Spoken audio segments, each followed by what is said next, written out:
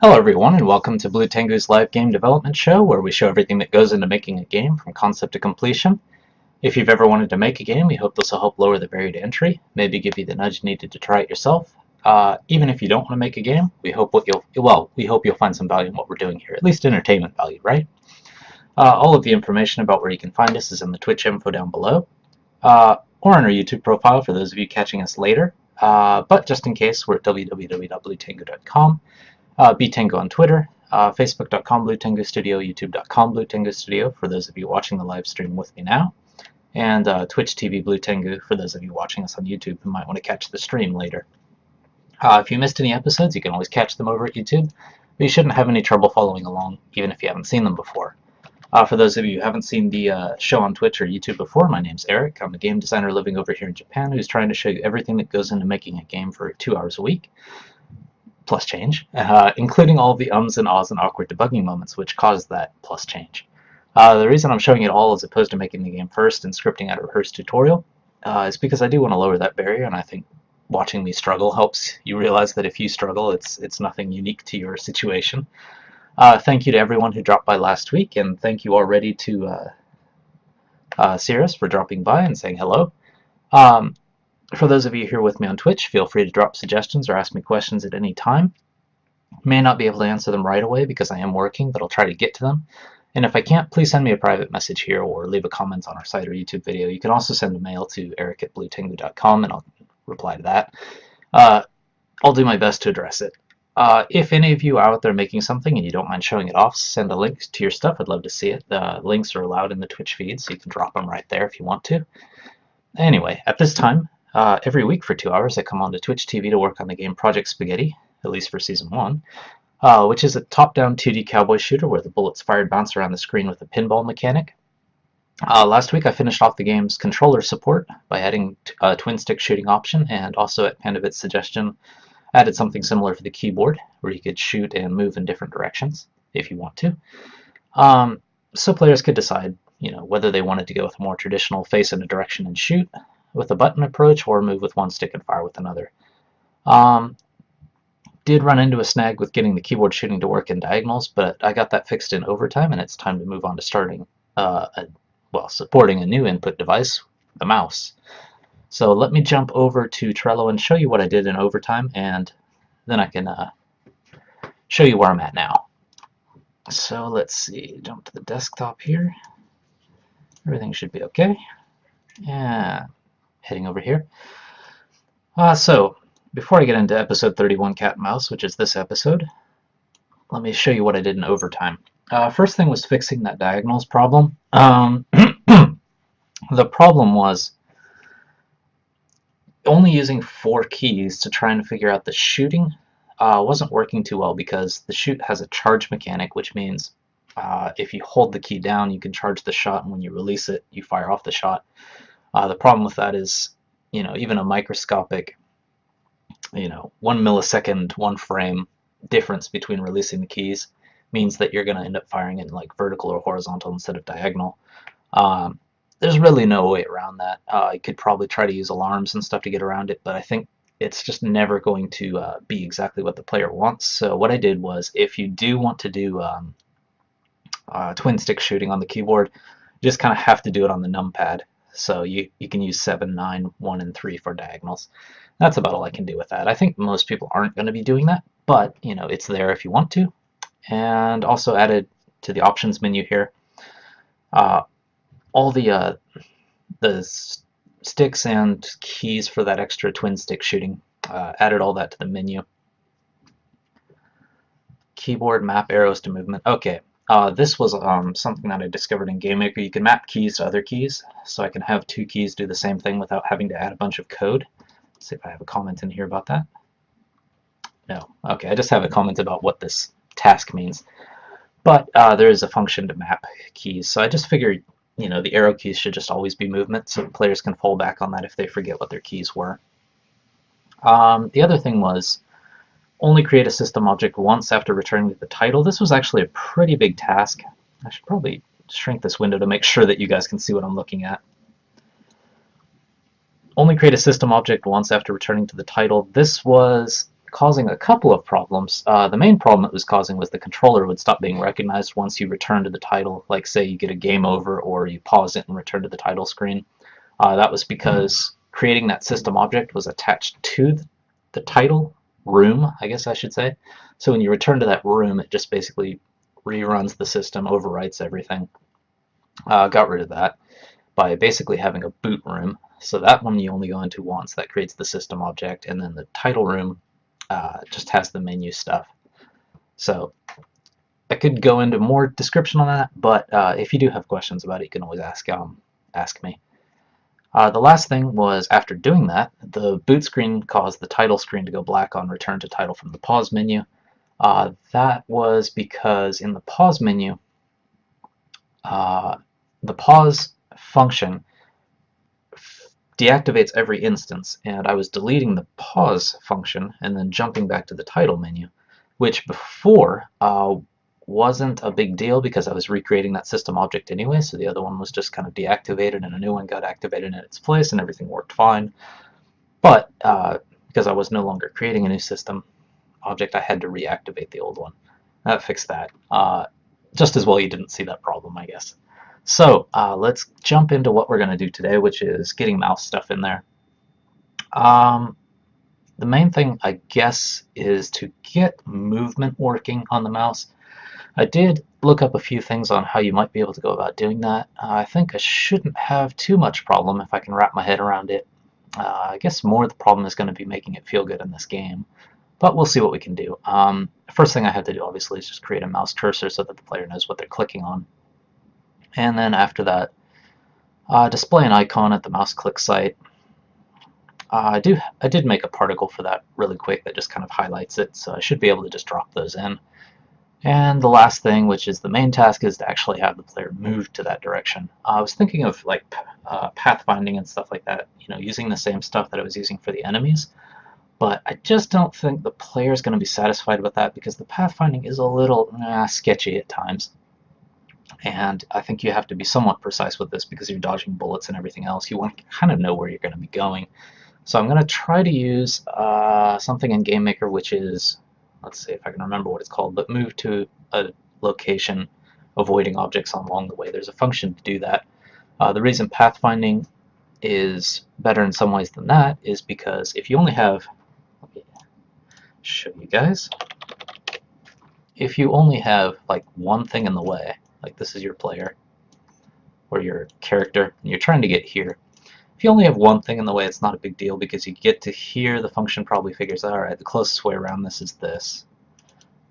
And then the rest of the way, you're fine.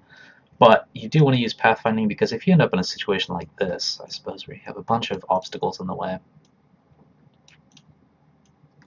and there's really only one way around it or something, like in a maze situation. If you tried to use that move avoiding, it would probably try to go up here and then get confused and then kind of run along here and start going all over the place when all you really want to do is calculate a path that just goes, around, basically. This is the only way you can get around. So that's where pathfinding has an advantage. But since my obstacles are always, at least so far, set up where there's just like one or two, the move avoiding should be all I need to do. In fact, if it works really well, I could switch the enemies out to that as well, because the enemies sometimes move a little strange with pathfinding. But let me show you what the game itself before I keep chatting, and then I'll get into drawing just a quick mouse cursor. That shouldn't take half an hour, obviously, but overestimate. So jump into GameMaker, which is what I'm using to make this game. Great program. Mention it every week, but the original Spelunky was made in it. Gunpoint was made in it. A lot of great games were made in it. It's definitely designed for 2D game making, and it makes things simple. There's scripting behind it, and eventually you start kind of moving from the graphical stuff to scripting when you start figuring out that the graphical stuff isn't going to get you all that you need. But at least when you're getting started, the graphical stuff makes it easy. So let's just start it up and hope it works. Because I've had that problem before, bugs suddenly popping up right at the beginning. So I do have my controller plugged in, which is why he's moving all over the place. So you've got your character moving around. I should probably just use the joystick. I'm going to use the gamepad.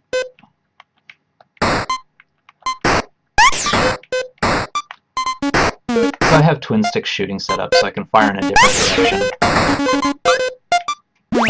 Obviously it's a little chaotic right now because I'm just firing bullets without even thinking about it. But you can duck bullets. If you duck, it speeds them up. The faster a bullet is when it hits an enemy, the more points it's worth, so there's kind of that risk-reward situation of do I just keep dodging the bullets and hope I can survive long enough to get more points, or do I just try to clean up the enemies quickly? This is the graveyard level. You have to ring the bell to make the ghosts something that you can shoot, otherwise your bullet goes through them. The desert level has scorpions, which get upset when you shoot them, as scorpions do. It also has cacti that fire out shards. And let's see, jump to the UFO level. This is the one that took quite a bit of time, because the enemies here are a little different than other enemies in that they fire lasers that you have to get reflected off of these crystals. There we go, that should do it. And when a laser hits an enemy shield, the shield drops for just a little bit of time, giving you a chance to shoot. There's a Christmas level. Well, there's a bug right there, good. The laser sound does not end if I use my debug jump to level. That's only because I'm using the debug functions, though. This was the Christmas special level, just snowmen chase after you. The more you shoot them, the faster they get. If you manage to shoot the head, oops, V need reset. Well, there's a good one. Gave over manager. Alright, good. Nice to have a bug. V need reset. So let me make a note of that.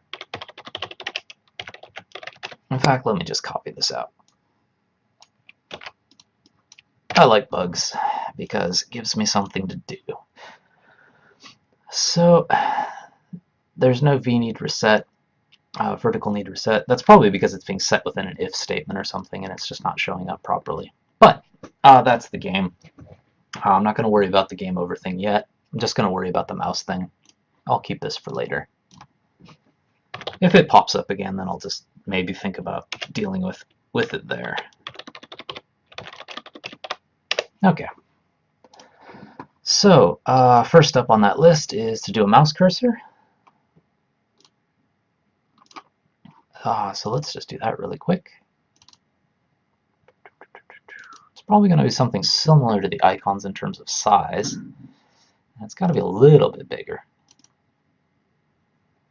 And when I'm done, I'll put it in the GUI folder. But let's go with, it's probably going to be about the size of an arrow indicator, so I'll use that as a base for the size. Yeah, that should work. So jumping into Photoshop, but if you don't have Photoshop, there are plenty of free options out there. There's Graphic Scale, there's Krita, there's GIMP, there's plenty of free programs out there that do similar things. I'm just used to working in Photoshop. So before I save over this file,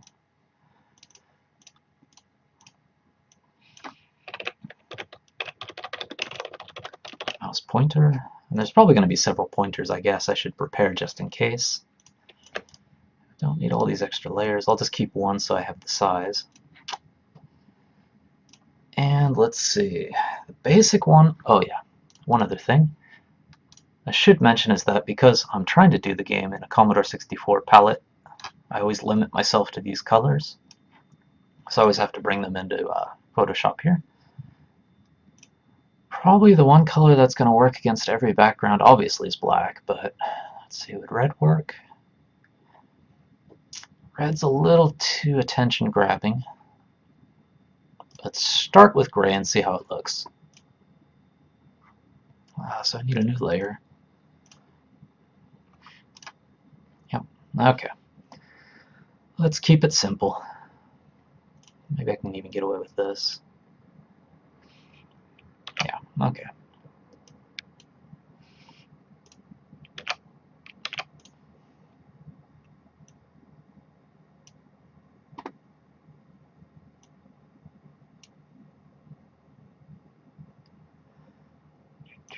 And this is just rough. I'm obviously going to replace it later, but just something that I can pop into the game.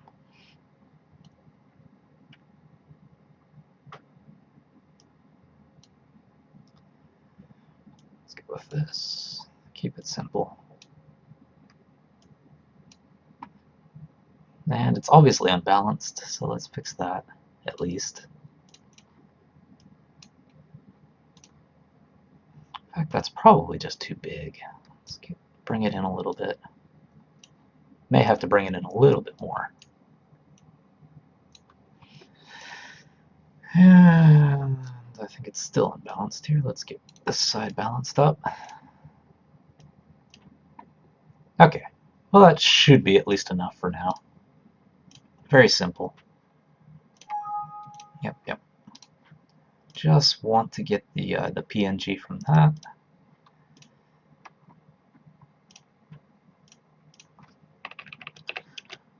Let's just say this is basic. Let's see, what else should I do? I should also have maybe, I don't know if this will work out or not, but let's just add some colors in here for when the mouse pointer is maybe over the player, if I can use that.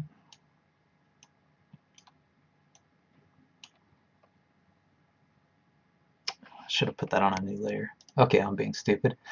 Let's duplicate that.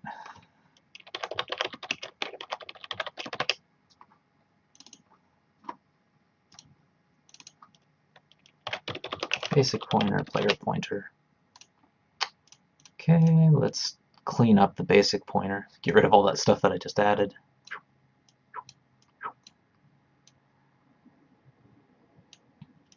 Okay. And let's save out the player pointer. Not sure if I'm going to use this or not, but might use it. Mouse pointer player. And I could theoretically have an enemy pointer when the mouse is over an enemy.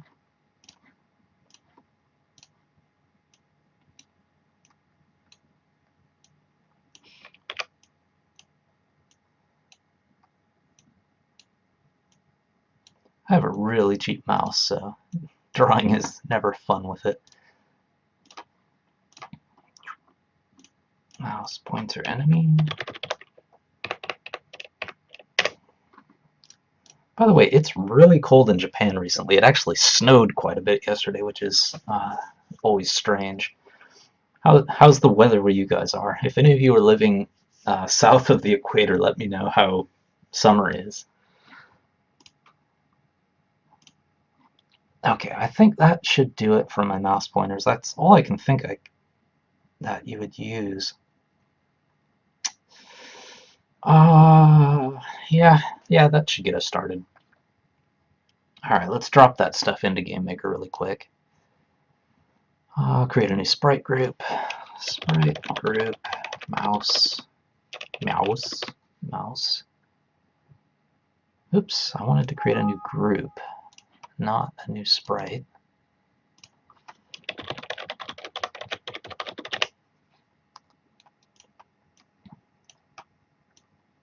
Alright, let's get rid of this. And what should be close? Let's grab one of those arrow icons and bring it over.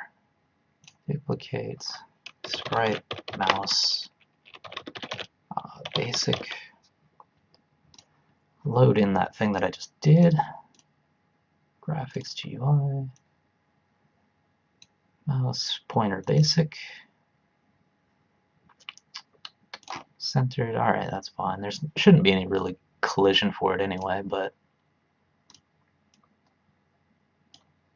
okay. And then we can just duplicate this 3 times. Mouse player.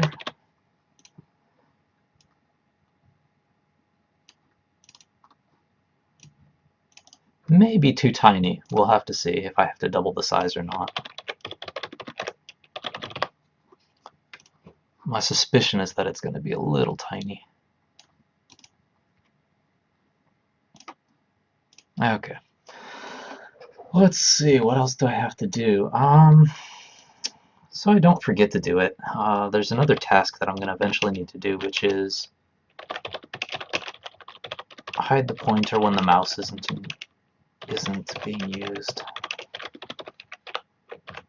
No idea how long that task is going to take, so I'll just put an hour in there. It's probably not something I need to do during the show. I can just think about it later. And actually show. For now, I'm just always going to show it, just because that's what I'm working on. So let's get that out of there. That's certainly lower priority than some of these other things. So I do have the mouse cursor out of the way. So let's go to display icon at mouse click site. Okay, let's just get these icons showing up in the game first. So I think to do that, what am I going to do? Do I want to dump this into system? Yeah, let's dump it into system for now, because there's probably not another good place to do it. So draw, probably just draw.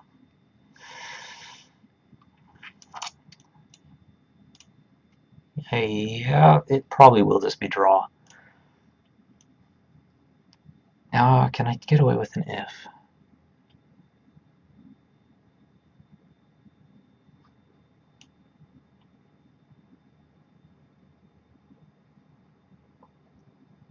You know what, maybe I can get away with creating an object.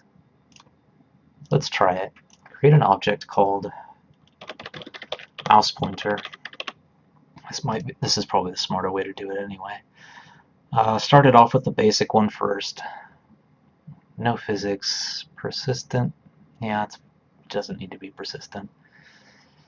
And let's see, for this, add event, draw. Let's see. Guess I do need some collision check, don't I? Alright, let's do if mouse state. If mouse state is equal to over nothing, and I'll start filling those in. Over nothing. Just before I forget where I'm going with my logic. So if the pointer isn't hovering over anything special, do that, which is just draw it.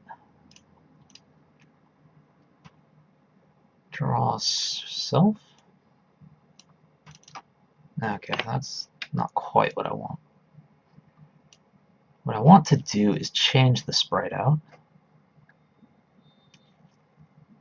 Okay, well, let's grab what I was doing from the player, because that'll be a good way to check. So for example, in the player's draw event, I've got this, which does all these sprite index changes.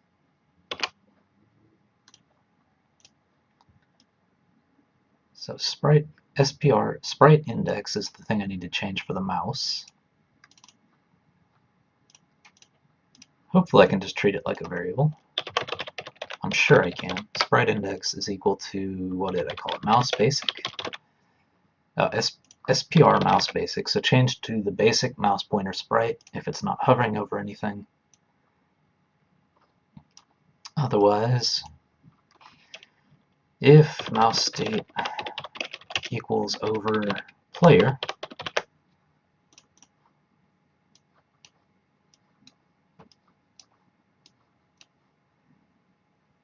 then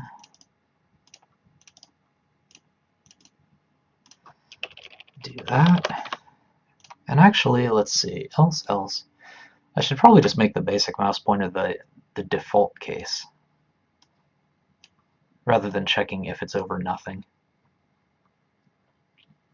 So let's change one of these, bring that down, actually bring that down, so I don't even have to retype anything. And let's change this one to enemy, and change this to over enemy. Okay, so over enemy, over player, over nothing are my three states. So I need to add what those mean. Make over nothing just 0 by default. Over player, let's make that 1. Over enemy, let's make that 1, 2. Okay, so those actually mean something. I'm not just putting in words for no reason. Let's see, get back to my mouse pointer object. Okay, well that's all well and good, but I need something to change these states. So first thing I need is a variable, otherwise it'll give me an error like the one I had when I started here.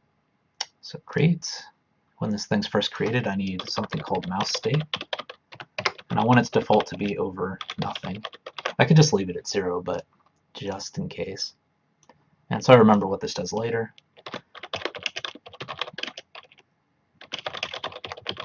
Which sprite to display. And the next thing I'm going to need to do is check the collision of the center of the mouse. So actually, I may need a collision in here. Let's add one. Modify mask. I would probably just want a single pixel at the very beginning. So precise shape. Oh no, I don't want precise. I want an ellipse. That's just right in the middle. So 6, 6, 5, 5. Oh, whoops! I should just do. It even tells me what the middle is over on the left. For some reason, I was dividing that by 2. Okay, so this will give me a single pixel of a collision right in the middle of that. Looks like the picture's off a little bit, so that's something I can fix later. But that should work. Okay. Modify mask. Do the same thing for these other ones. 12, 12, 10, 10. So there's a single pixel of collision right in the middle.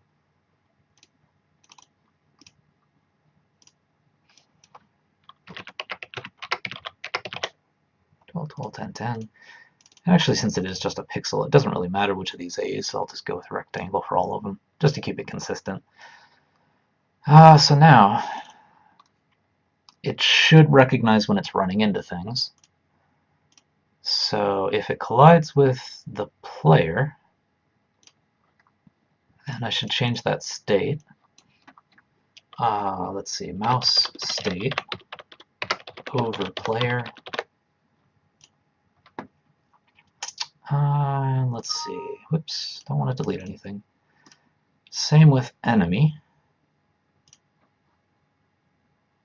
So copy this over enemy. And I'm going to need a step. Well, I'm going to need a begin step first to just reset this. So mouse state. So let's set it to the default if it's not colliding with anything. And let's see, which should take precedence? Probably over the player should take precedence, because if it's over the player, that means the player should be able to roll and do things like that. So what we should do is, how should I go about this? Because I'm not sure which of these is going to fire first. Let's see what happens. If not, mouse state equals over player. So only set it to over enemy if it's not over the player. This will depend on the order they fire in, whereas player just always sets it. So that should give me the graphics changing, hopefully. Next thing I need is a step, which basically says this object should be centered where the mouse pointer is.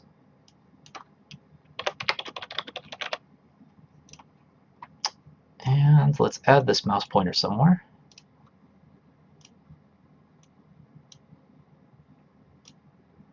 Let's see, let's go with boot. Let's add it in here. Yeah, there's my boot screen. Let's see, add it.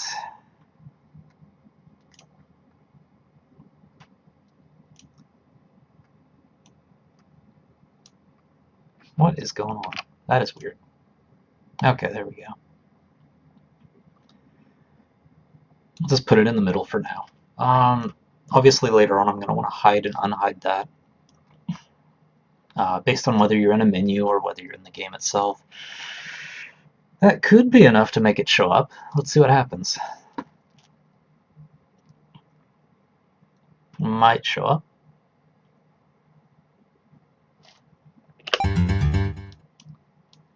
Nope. That is not enough to make it show up.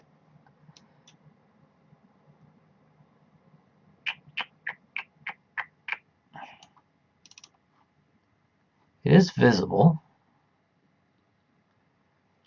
What's my player depth? 10. Let's up the depth to maybe 5. Don't think that'll make a difference. Mouse pointer object. Oh, I should make it persistent. Okay, that's probably the problem.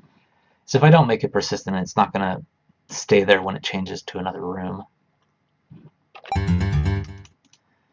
That still does not seem to be doing anything.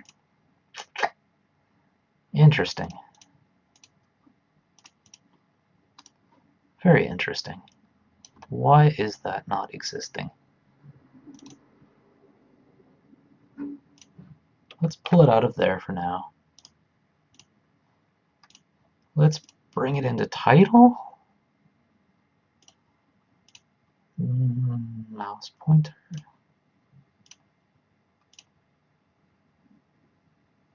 Okay, let's bring it into title. So it should exist. Mouse pointer. Draw. Oh, okay, I'm being stupid. Here's one thing I always forget with GameMaker. If you do make a new draw function, there's one thing you have to do. By default, if you don't have a draw function, it automatically draws self. But if you do have a draw function, you have to do it. So that was the problem. Almost guarantee that's the problem. So let's put this back here, because I don't want multiple mouse pointers in the game every time it jumps to the title screen. So let's put that back there. Let's get rid of the one that's in the title. Okay, now it should show up. I hope. There we go. Okay, I got my mouse pointer. Obviously I can't click on the menu because I haven't set up any of that stuff, but it's showing up in the game. It is changing color when it's over the player, when that pixel's over the player somewhere. And it's also working over the enemy. Just realizing now I should probably also have one for when it's over an obstacle, because that means the player can't move there. But there we go. Okay. Got it. Nice. Nice. Alright. Now that we've got the basic stuff out of the way, let's actually do stuff that involves the game. So, display icon at mouse click site. Alright, let's do that next. Let's see, should I do all that inside of mouse or player?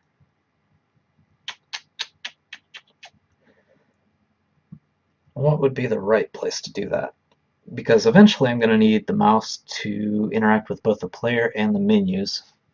So probably inside of players where I should be putting this stuff, because it's game stuff. So we've got mouse events up here inside of GameMaker. I did look it up, and there's a difference between global mouse and just left button and stuff like that. The difference is what these do is these only trigger, well, probably these ones. These ones only trigger if it's actually over the collision of the object that's calling this event. So if my mouse is over the player and I click the left button and I want something to happen, I would use this one. If I just want the left mouse button to fire off an event no matter where it is, then I have to use global mouse.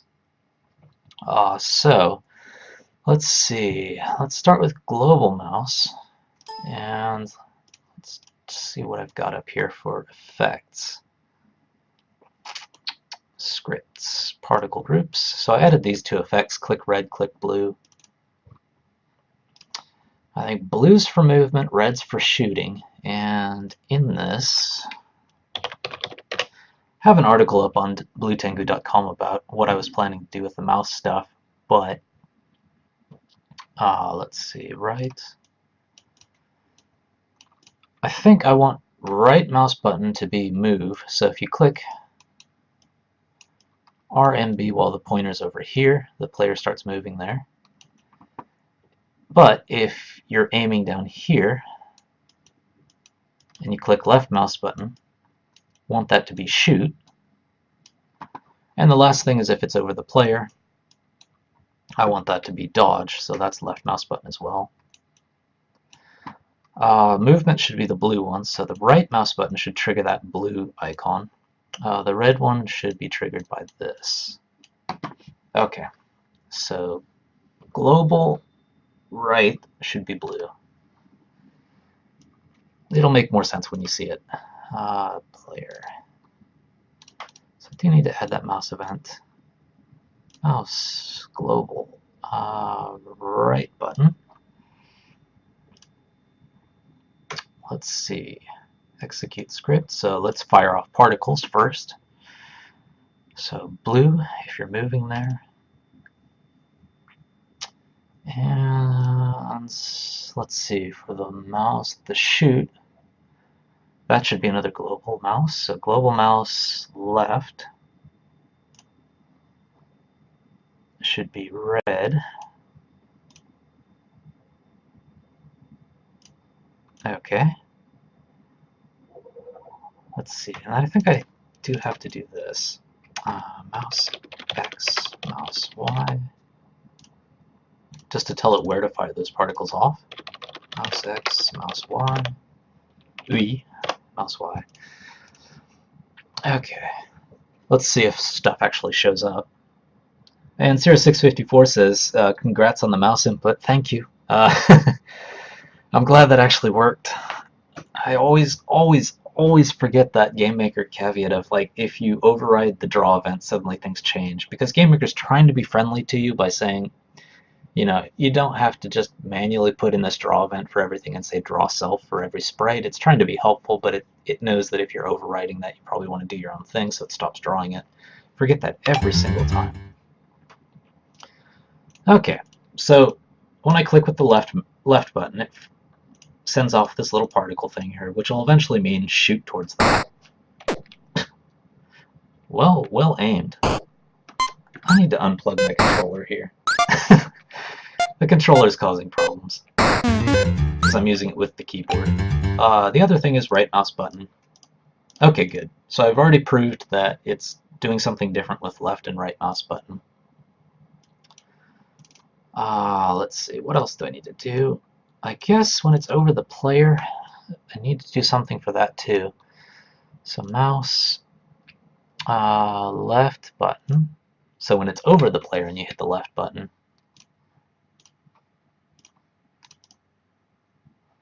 yeah, I guess I should have a different particle for that. May not even need a particle for it. I don't know. One thing I guess I should do is make sure that it's not over the player when it's doing this. So if mouse pointer, mouse state is not over the player,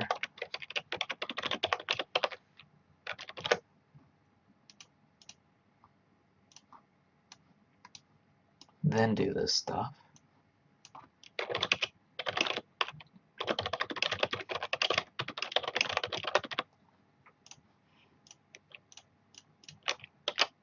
And same for shooting, because, or movement. Actually, for movement it's okay. Movement's okay. Because the player could just want to move just a little bit, that's fine. It's just the left mouse button stuff. And obviously the mouse state is going to be over the player if the left button works. So that should be dodge. Just to know that it's working, let's create a quick effect for that. So let's do click blue particles. Let's do click something else.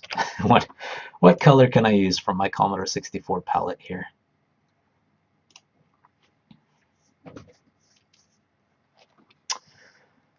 Yeah, I guess I could use pink.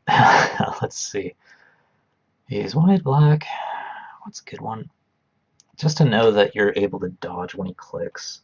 So I'm already using blue. I'm already using red. I guess I could use yellow, but there's dirt that's yellow, so that's no good. Maybe just a simple white. Although the character has a lot of white on their clothing, so let's go with green. Okay, so my Commodore 64 official green, at least for me, is 89 205 54. 809 205 54. You have to remember that. 809 89 205 54. 205 54. 89 205 54. Okay, I remembered it long enough to get to here. This is the particle color is determined by this thing. So if I change these values, it'll change the system to green. If I wanted to be clever, I could probably just have one mouse particle system and then just change the color on the fly. Maybe at a later date I can do that.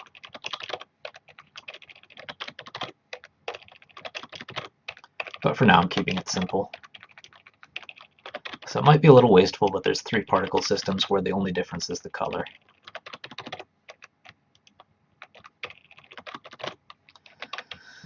And hopefully I replaced all the blues with greens. Click, well, yeah, let's change the comment. Green, okay, so green, green, green, green, green, everything's green. Alright. And I need to do a script. So duplicate this.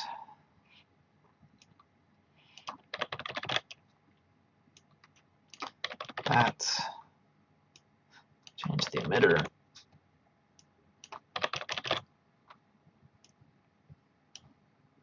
And the particles. And these are my x and y coordinates of where the actual particles show up, so that's fine as it is. Everything's green. Okay, good. Now we just need to make the name green. So there we go. I've got my green particles for when you click on the player, so I just need to shoot those off.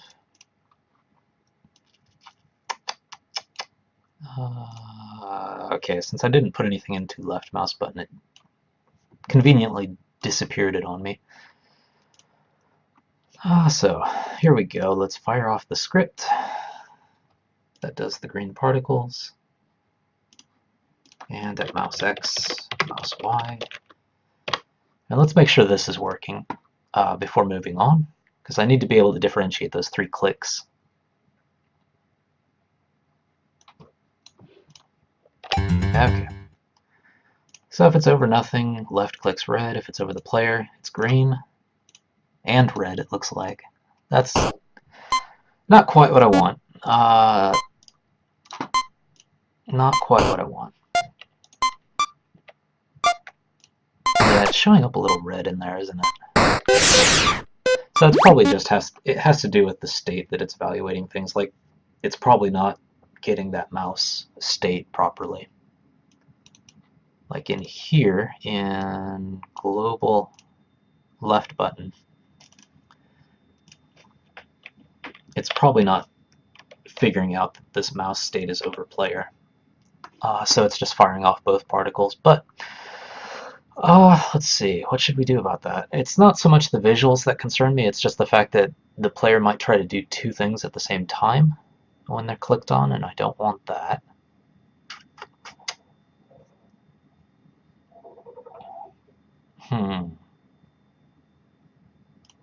What should I do about that? And I guess I could just move this into an else for now.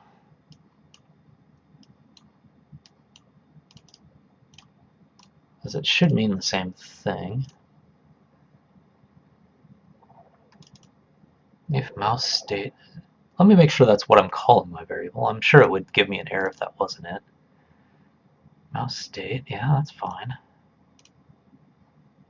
It's over nothing by default at the beginning of the step. And this collision might happen after.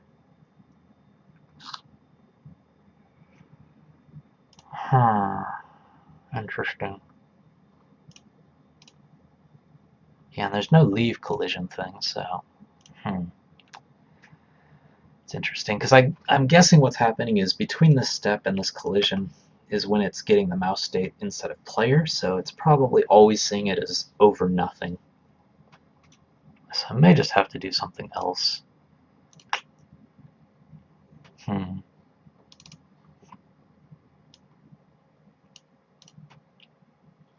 Let's just see what this looks like. If I'm right, then it'll always be red, no matter where I click. Oops. Yep. So it's just never getting that state properly. It's just the timing of the things in scripting. That's one problem with using a scripting system that's kind of parallel. Getting the order right sometimes can be a pain in the butt. So how do I do this? If there's a way to do it. Mouse enter? Yeah, maybe I should do it here. Okay, let's do it here. Mouse enter, mouse leave.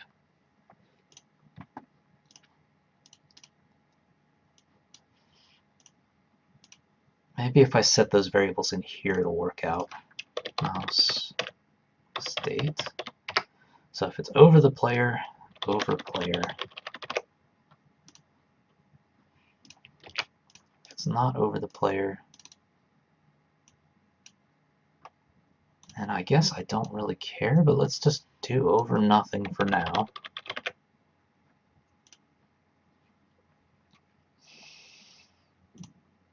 Let's see if that's enough. It might not be enough.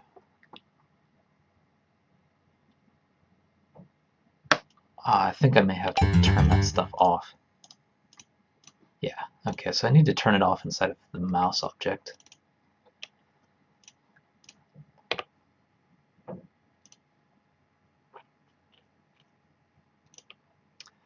How about inside of enemy we do that as well? So let's get rid of these collisions. Let's get rid of this.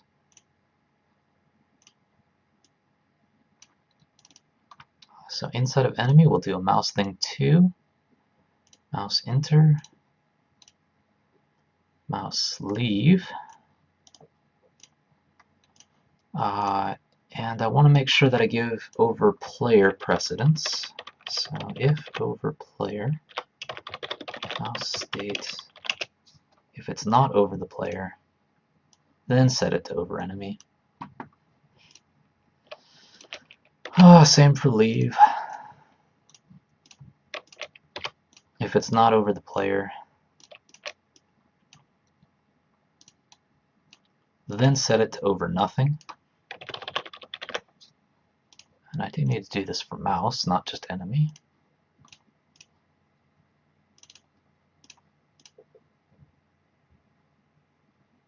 Okay.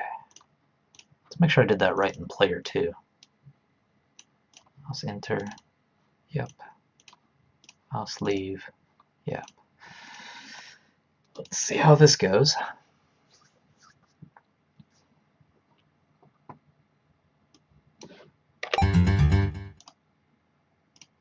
There we go. Awesome. Except, okay, yeah. I'm checking the mouse state without checking the mouse object. I forgot to change those parts of this. Forgot to change the if here. My victory was spoiled.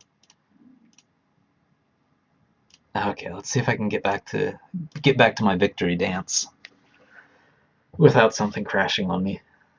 Alright, I'm always forgetful about stuff like that. Okay, let's try this again. So, left over the player's green, which means dodge please. Anywhere else, it's just red. Okay, so over the player, it's always that. Good.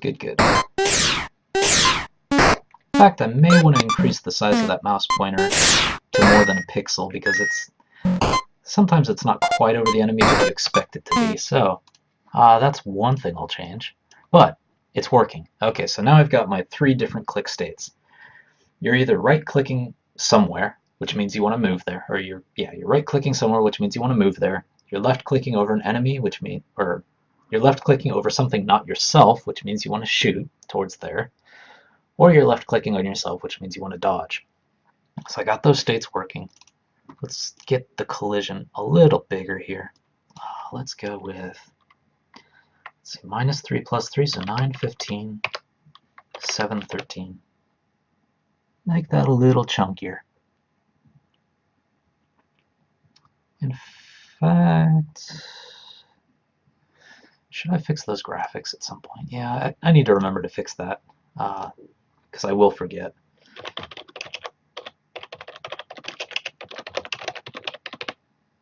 Yeah, fix the center. And that's a graphics task. That'll take probably like just a little bit.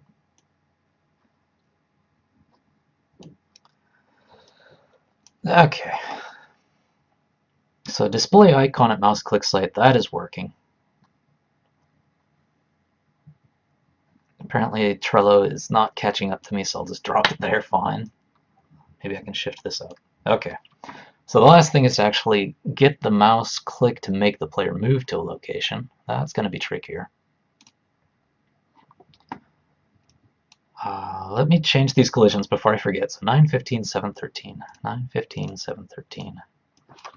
9, 15, 7, 13. 9, 15, 7, 13. Just so that it doesn't have to be just one little pixel at the beginning, at the middle of your mouse pointer. This should make it easier to like dodge and things like that as well. Yeah, so now it's a little more generous. Like I don't have to have the mouse exactly over the player. It can be kind of close. Same with the enemy. Seems about like right. Mostly over the enemy there. Okay. So that is that. I think the next thing will be getting it to move right, but you know, it's a little early for a break, but I can see that once I get into the mouse stuff, it's going to take a little while. Cirrus 654, let me catch up to the chat before I do take a break. 654 says, nah, it was still a victory. Yeah, it was a victory.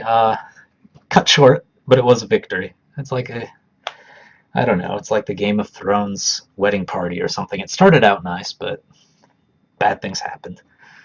And yeah, I did mean thicker, because Cirrus 654 asked, do you mean thicker? Yeah, I meant to make the collision thicker so that that middle pixel doesn't have to be exactly over something for you to be able to click on it. And PandaBits dropped by. Hey PandaBits, thanks for dropping by. All I've been doing so far, you've probably caught up a little bit here, but all I've been doing so far is getting started on the mouse support. I've got the cursor working so that it changes colors based on what you're hovering over, and I've also got it displaying a little particle effect when you click. And right now there's 3 states. These 3 states, if you right mouse button over something anywhere, it's going to trigger you to move in that direction. If you left mouse button over anything that's not yourself, you'll fire in that direction. If you left mouse button over yourself, you'll dodge. So that's what I'm going to try to get to. Next thing is going to be this here. But since that's going to be rather involved, I'll take an early break. So I'm going to play my usual crazy intermission for you guys. For those of you watching the YouTube video, that's the thing that happens at the beginning, and I'll be back in like half a second. So thank you, PandaBits and Cirrus 654 for dropping by and keeping me company in the chat. I will be back in, let's see, I think it'll be probably about 7 minutes.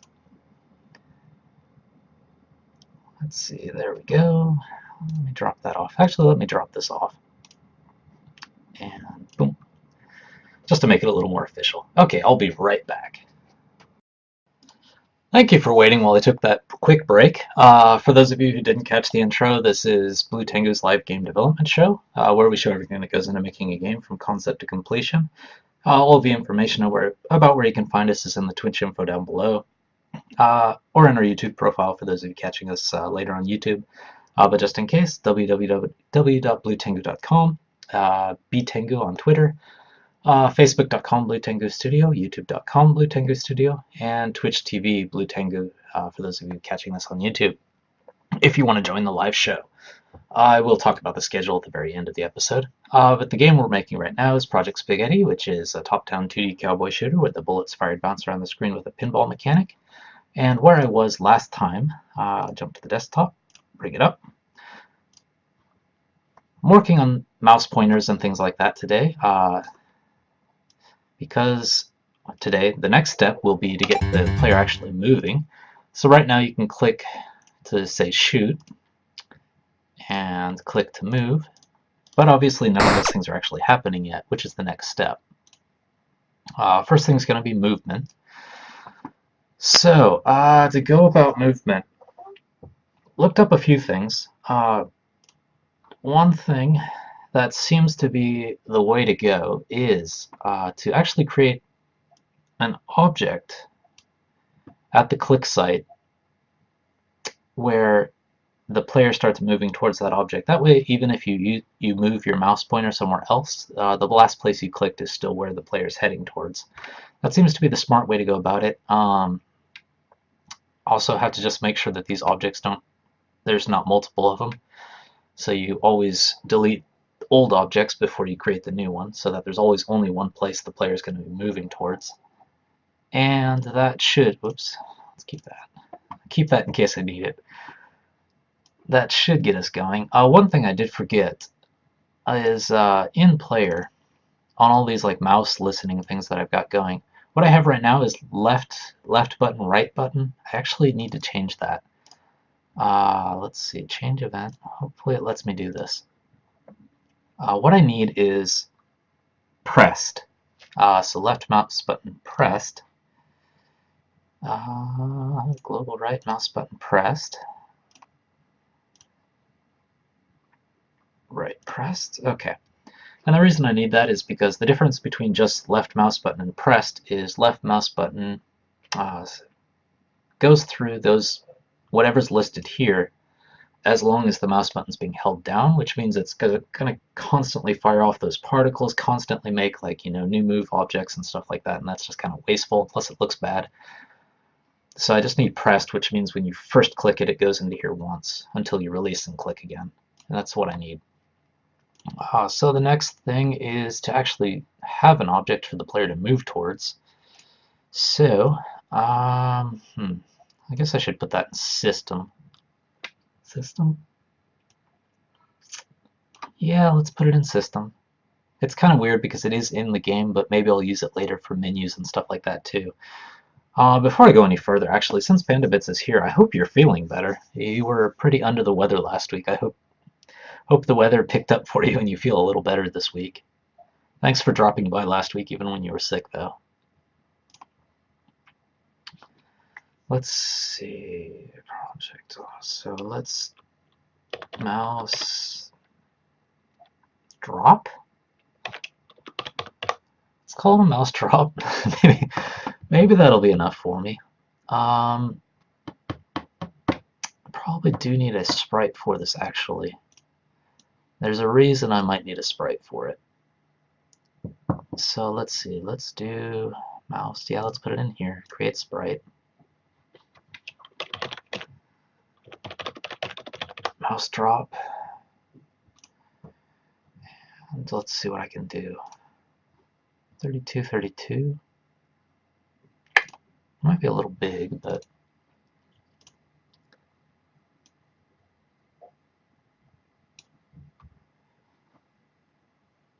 let's fill this with a color. Let's just use purple since I'm not going to be using that for anything else. Okay, so that's that, that's that. And let's see, modify mask. I do want an ellipse.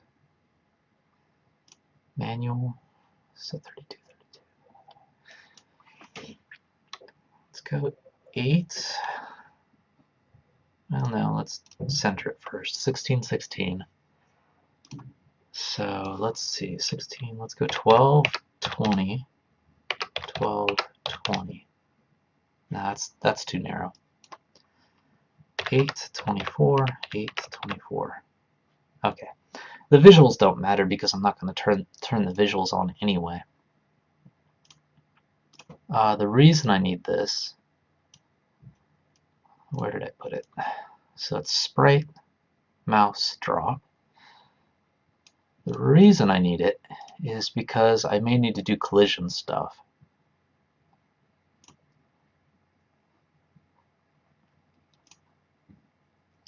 Not sure if collision stuff's going to work when visible's off. In fact, let's see, I don't really need a graphic, do I? Don't even really need a graphic. Let's just get rid of this. Let's do that.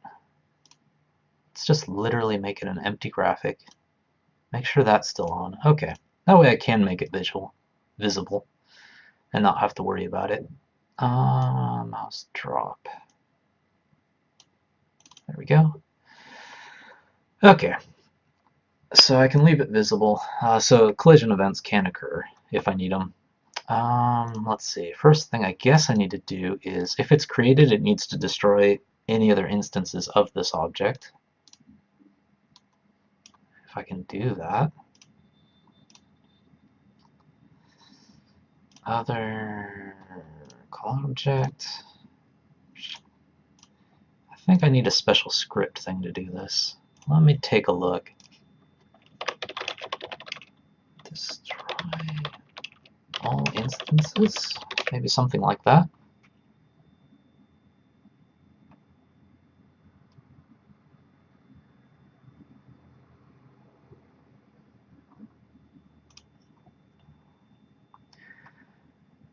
Okay.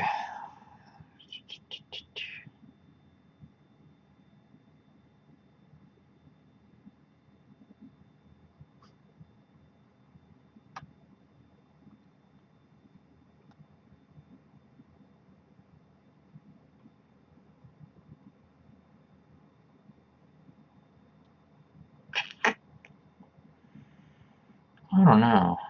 It's kind of interesting. Maybe it's better to not just destroy it, but just to move it.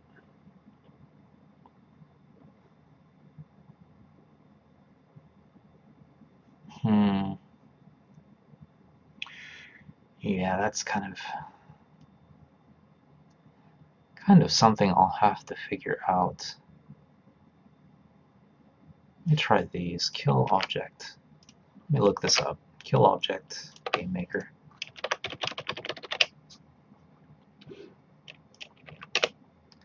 Is this even an official game maker thing? Probably not. Okay, well, we'll think about this. We'll think about this. For now, let's just try this and see if it works. It might just destroy itself, though. So I'm a little worried about that, but let's see. When it's created, I guess, I'll do it in here, I guess, inside of creation. I'll set this to, set its X to wherever mouse is at the time it's created. Set its Y to wherever mouse Y is when it's created. And that should be enough. A little worried about this, but we'll see if it's working soon enough, I guess. And let's see, Pandabit's getting back to me about how you're feeling. It's got a grip and it hasn't kindly effed off. Not as bad. Well, at least it's getting better. I'm sorry, a week. Wow, it must be a pretty bad cold. And Pandabits mentions, I'm guessing it'll wind up being circular, that you just destroy the instance when setting the first one. Yeah, that's what I'm trying to do, hopefully. If I can do it. There's got to be something in Game Maker that does that, because people do this all the time, I'm sure.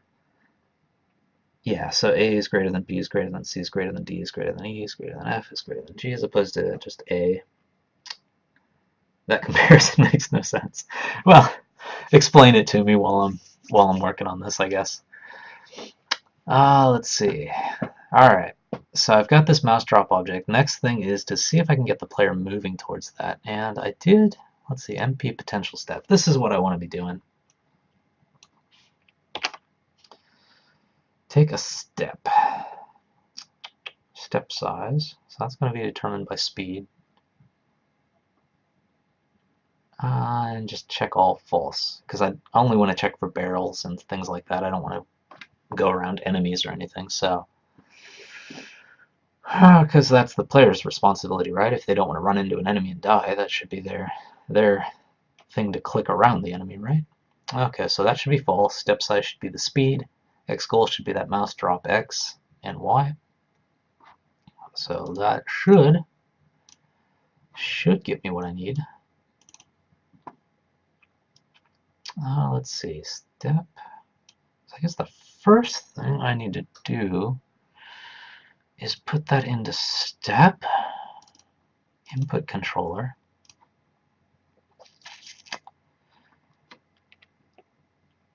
If player freezes falls,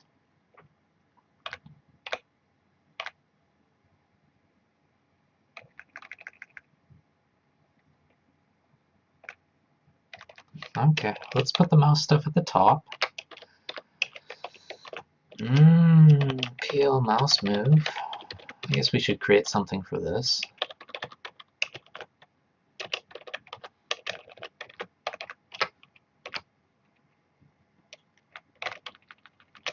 Mouse drop X. Hopefully there's only one mouse drop at a time. PL base speed. And check all false. Okay. So let's make sure we make this first. PL mouse move. Let's initialize that. Set it to false by default because the player shouldn't be moving if the player hasn't clicked anything.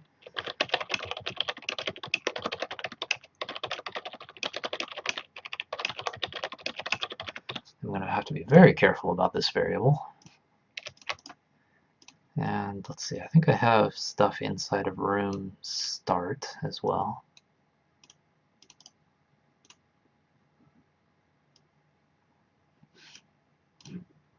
Okay. And the next thing I guess I need to do is, let's see, right is for movement. So set it to true if the player wants to move. And I also need to set it to false if they're doing one of these things. Do I? Do I want the player to be able to move and shoot at the same time? No, probably not, because they're not able to do that on the controller or the keyboard.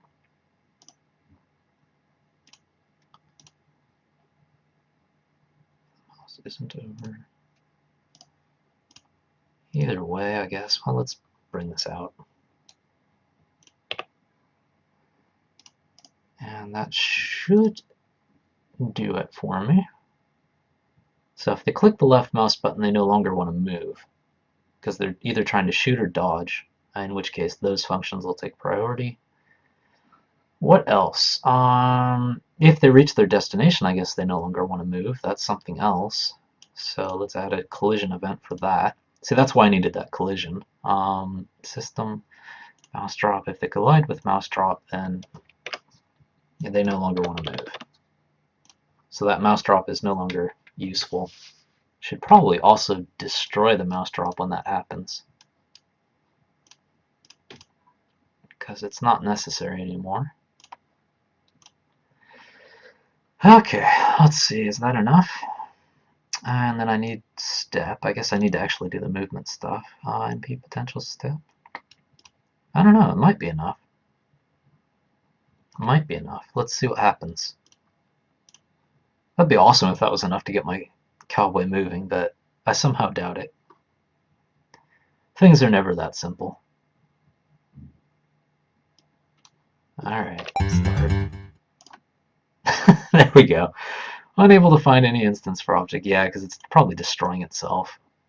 Ah, that's awesome. Well. Alright, let's get rid of this for now. I should probably leave a comment to myself to make sure that this only exists once. I don't know, persistent.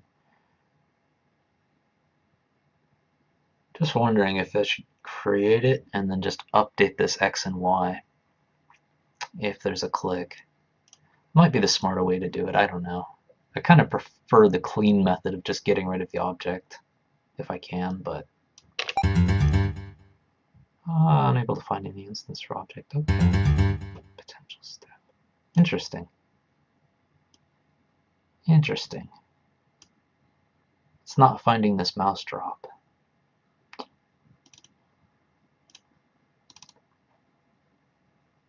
If peel mouse move is true, then mouse drop X, mouse drop Y.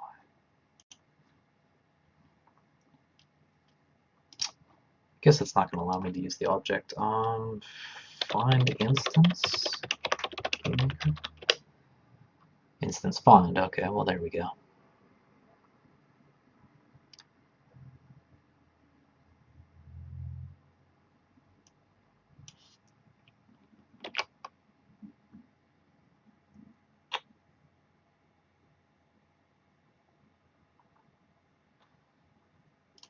Alright, well let's try that.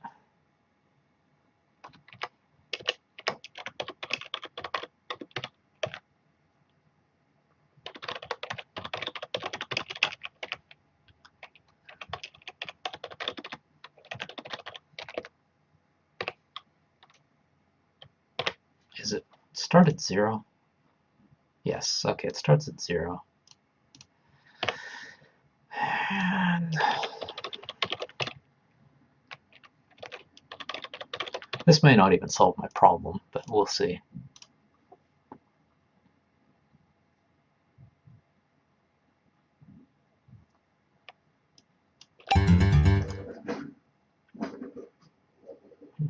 Awesome. I have no idea what he's doing, but this is awesome. Wow. Okay, well, that did something. You know what? To be able to debug this, I think I need to see where that mouse drop object is. So for now, I am going to actually just get a sprite in there. Let's just do something that I know I'm going to delete later. There. Okay. Just so I can see what's happening. That did something. That's a good sign.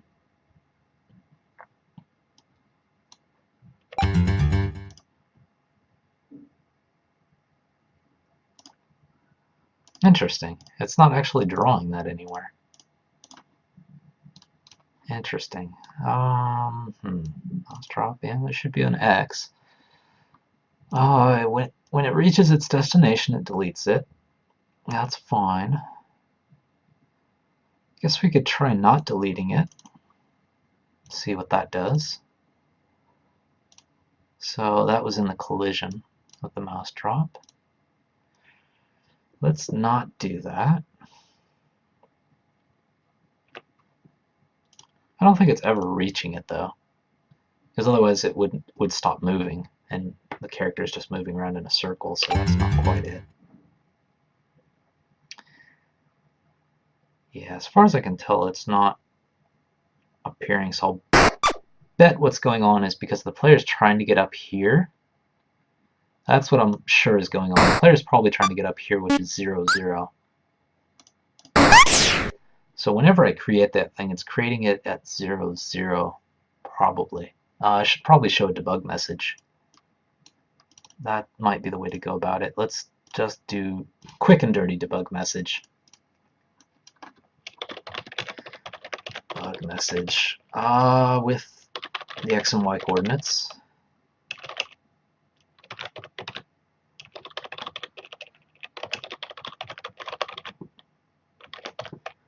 And just so I know what this debug message is, mouse drop location.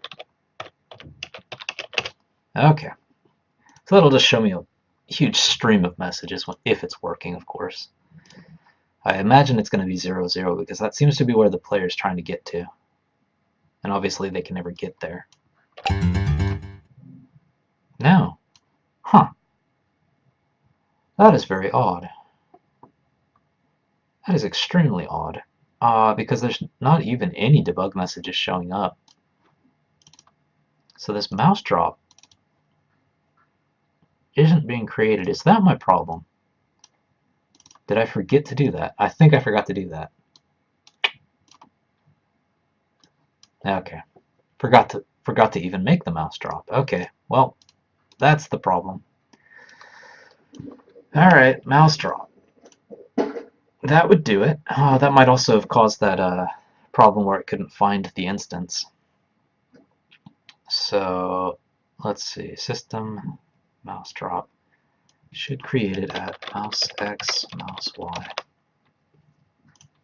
And then I don't need to do it inside of the mouse drop event. Okay.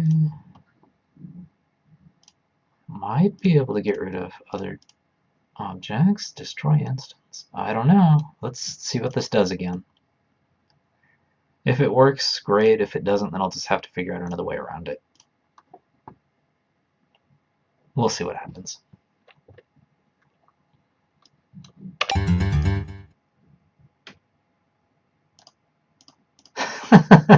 Absolutely nothing changed. Okay, well that's odd. Let's get rid of that. That might have just been causing the problem, deleting itself.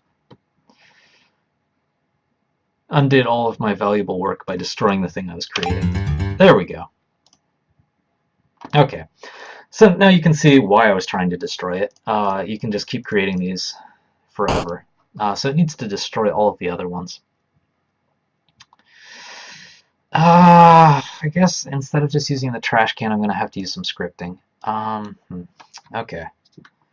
But I have my hint. My hint is here, actually. I basically want to find everything except for the current instance.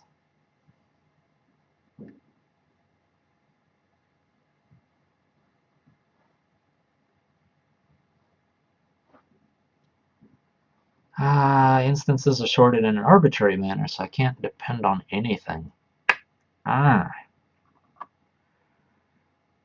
Well, that's no good. Instance, change, copy, count, create, destroy, exist, find, furthest place. I don't know. None of these really kind of do what I want them to do. I guess I could use furthest.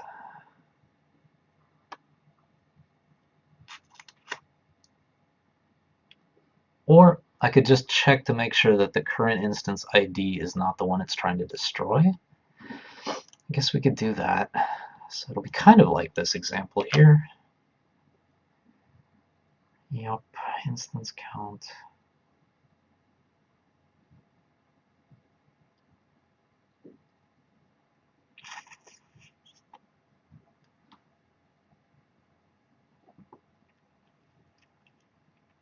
Alright, let's see if we can get this working. Alright, let's use their example. For I is equal to 0, instance number, and then the things I want to loop through are the mouse drops. Can I just do I++ like C? I don't know. Let's find out. Instance find mouse drop I.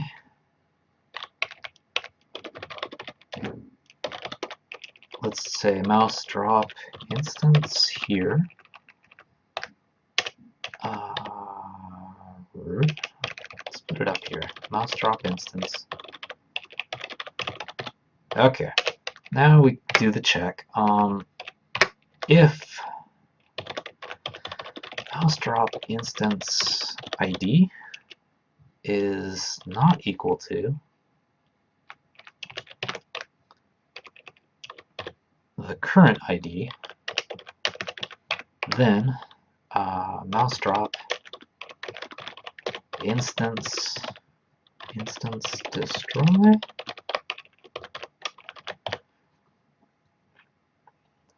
We'll see. We'll see if this works.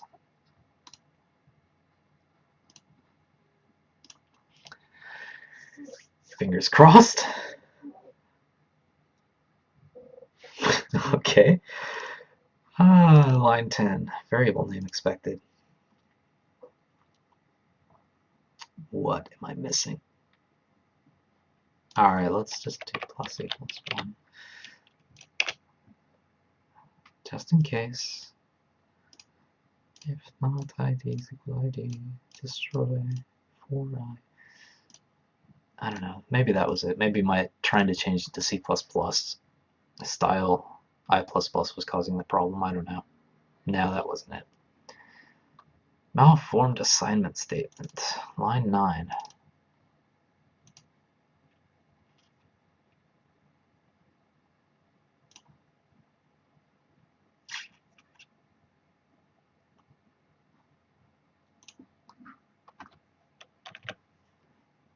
Let's just find out what the problem is. Let's comment it out line by line, just make sure we get what the problem is. Okay, that's the problem. I can't just call that directly. So mouse drop instance equals instance find. So what is instance find getting me? Store their ID in there, so it should be fine. Huh.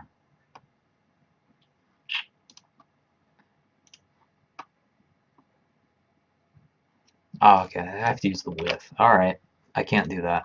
I can't just do old school, like treating it like an object, so with object enemy with mouse drop instance. I don't know, let's see if that works. And then I don't need this anymore. Let's see if that with does it for me. Hopefully it does. Okay, well, no problems. Let's see if we can not have multiple of these. Yes! Okay, there we go. Nice. And I can reset it so that it deletes that thing when the player reaches it. So let's put that back in. When they collide with the mouse drop, delete the mouse drop. Object mouse drop. Oh, thank goodness. Okay. Let me just test to make sure that works too. Okay. Let me catch up to the chat because I think you guys were giving me good suggestions and I was just kind of trying to do this on my own like an idiot. Okay, there we go. When the player reaches kind of close to the destination, he stops moving. Let's see what happens. How does he get around barrels? Well, that actually works pretty good. Obviously, I haven't arranged so that the player can't move while they're like injured and all that stuff like I have with the other controls, but we're off to a good start. So even when they're injured, they can move. Whatever happens, they can move. That's interesting. So that's one thing I actually do need to do. Let me just check. I thought I was doing it actually. Mouse drop, destroy the instance. I should probably destroy the instance here as well. I'll explain what I'm thinking after I get it working here. If it works, of course. Okay. If it doesn't work, then it's going to be harder to explain. Interesting. Still the same problem.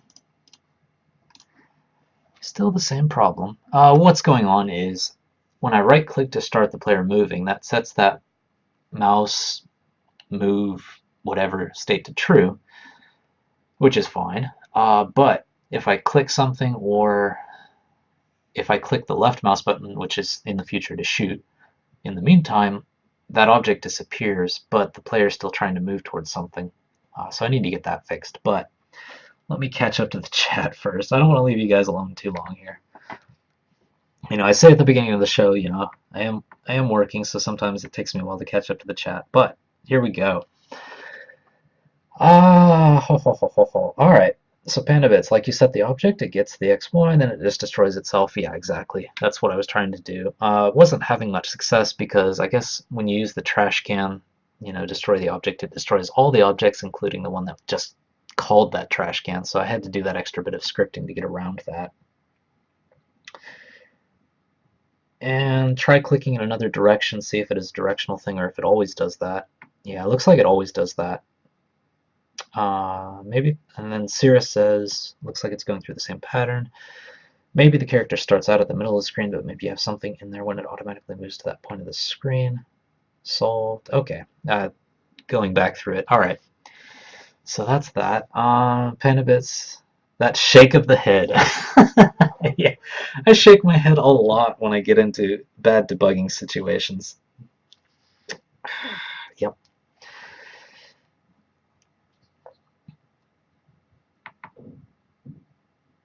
Yeah, okay, I'm caught up. I'm going to be shaking my head quite a bit as I move forward with the mouse because it's just so different from working with keyboards and joysticks. As it's like a constant state, which is just so different than, step by step checking if the player wants to move up, down, left, or right. All right, let's see. My current problem is even when mouse drop disappears, the player is still trying to move towards something, which means that thing is not being set to false when I expect it to. PL mouse move false.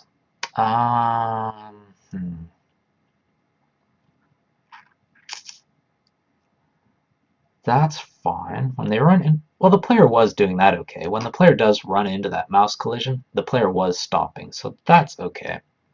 This seems to be all right. It's this stuff. Oh, well, there we go. Forgot to change this to false. Before this was true, so when the player would, well, when I guess, would click the left mouse button to shoot, I was setting mouse move to true, but there was nothing to move to, so the player got confused. So let's copying and pasting, my best friend. All right, that should fix the problem, I hope. Okay, even if I shoot, it doesn't start moving. Excellent. So when I click the left mouse button to start shooting, it stops the player moving. That's good.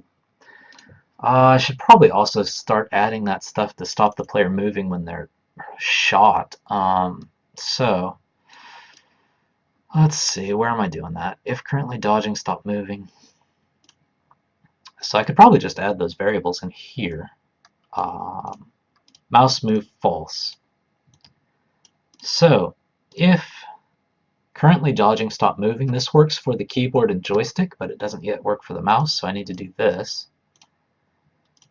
So if they're currently dodging, I wish this could widen out a little bit more. There we go. If the player's dodging, or dead, or hurt, or charging up a bullet, they can't move. So I should set mouse move to false.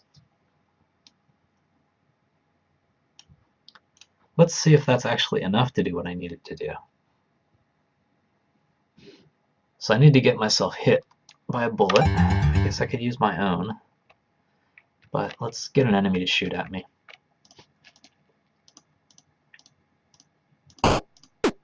Yep. Let's see. Do you need to...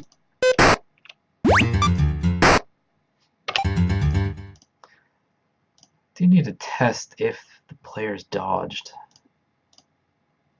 and can't move?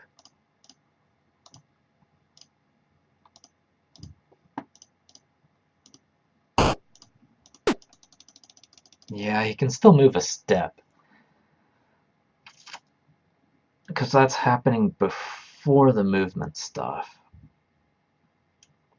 I'll show you what I mean. Inside of player, every frame it comes into this.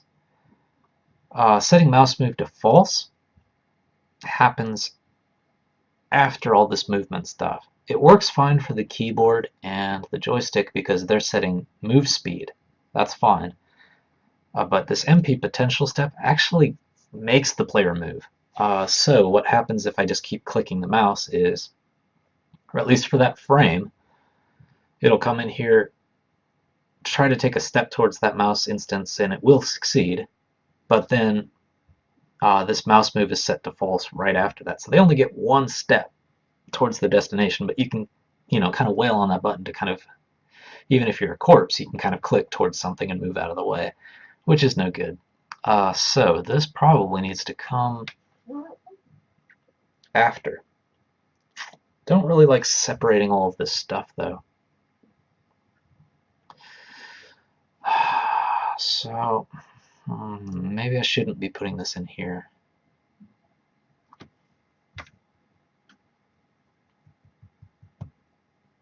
Yeah, unfortunately one of these is going to have to get split up. And Cirrus 654. Hope I don't have too much trouble coding my game as I do. Don't worry, I'm just very stupid when it comes to a lot of this stuff. It's part of the fun of coding anyway, to kind of get these problems and think, oh, why is this going wrong? Pull your hair out, get stressed out, and then suddenly it starts working, and then you want to throw your arms up in the air, as I always do. So it just kind of comes with it, but as long as you take baby steps, it's not a big deal. I'm just trying to bite off more than I can chew way too often. But it's just a logical thing. And a lot of it's because I'm using scripting instead of the visual stuff. So don't worry, you'll be fine. You will not have as much trouble as me.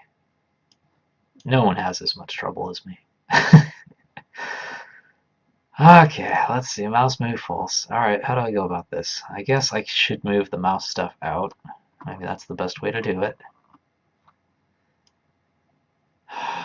Yeah, I don't know. That's probably the best way to do it. Alright, let's do it that way. Let's do it that way. Let's try it. As the other option is to move this check inside of the input controller. The only thing I'm worried about there is if I create another player state here, I'm going to forget to update the mouse one. I guarantee I'll forget that. So it's probably a good idea to not do it that way. So let's create an extra script here. And let's bring the mouse stuff over to here.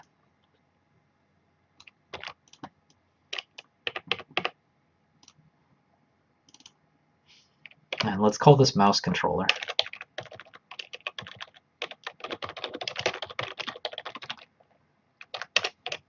Okay. If rolling.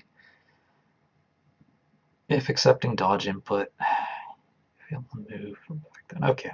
This seems like about the right place for it.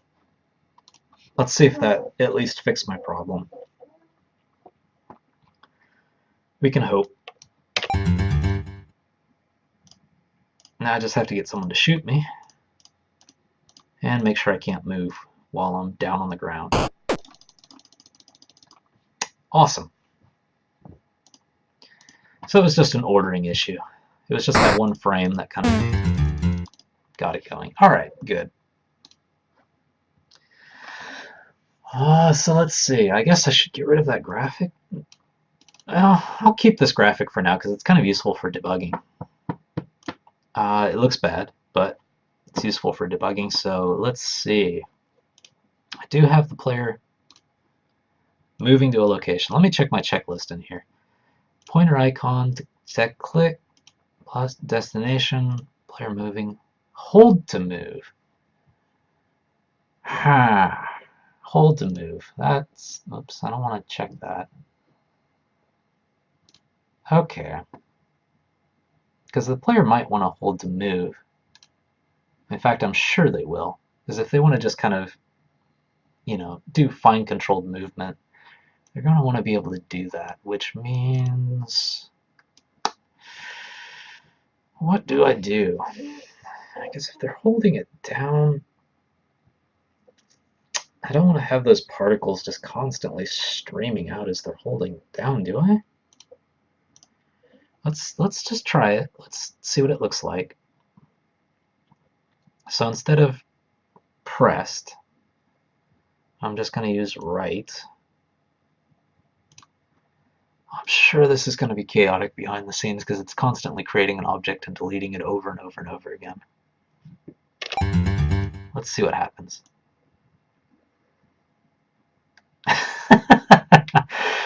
That effect looks absolutely terrible, but it works. So I just have to kind of fix that effect. Wow.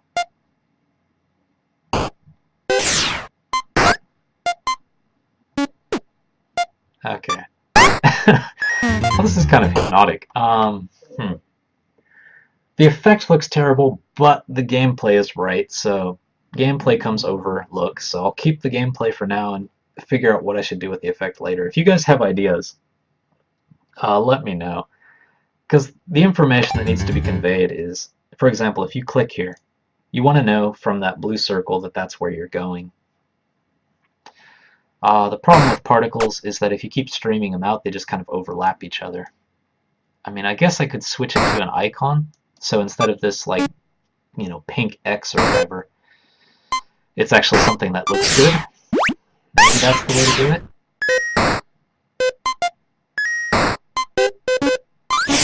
Uh-oh, he went crazy. Oh, because I clicked off the screen. Well, there's something I have to worry about. If I click off the screen, it still tries to move the player there. So I need to do something about that. Things keep stacking up here. I knew the mouse would be tricky. Clicks out of the game area. Clicks out of the game area or on obstacles. Don't move the player. So I do need to worry about this. I don't think it's a big deal, but let's get it out of the way here. Let's move it over here. At least I did get this working. So mouse clicking and moving to a location is fine.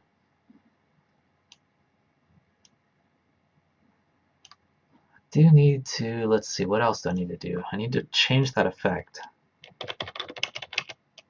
Change move effect. And that's a graphics thing.